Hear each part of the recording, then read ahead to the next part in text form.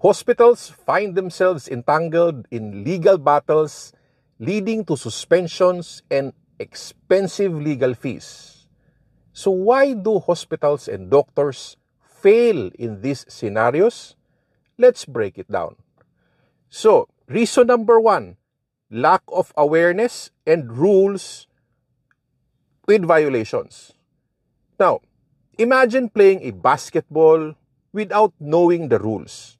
You simply cannot win. Similarly, when hospitals and doctors are unaware of PhilHealth regulations and standards, they're at a severe disadvantage.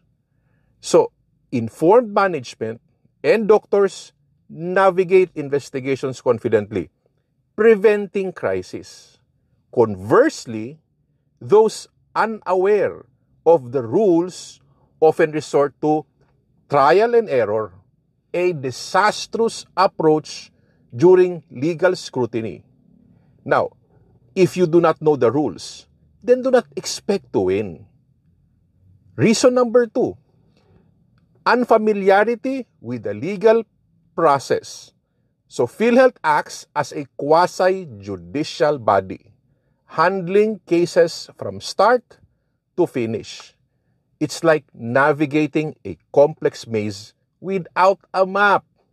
So, from complaint, investigation, adjudication, appeal, it's easy to get lost. Understanding each step is crucial. Without this knowledge, hospitals and doctors are set up for failure. If you are not aware of the process, your reply to the complaints will be a disaster.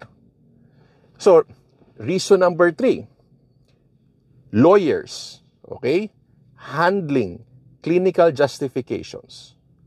Now, often lawyers are put in a tough spot. So, defending cases based on clinical issues, definitely lawyers are not the experts.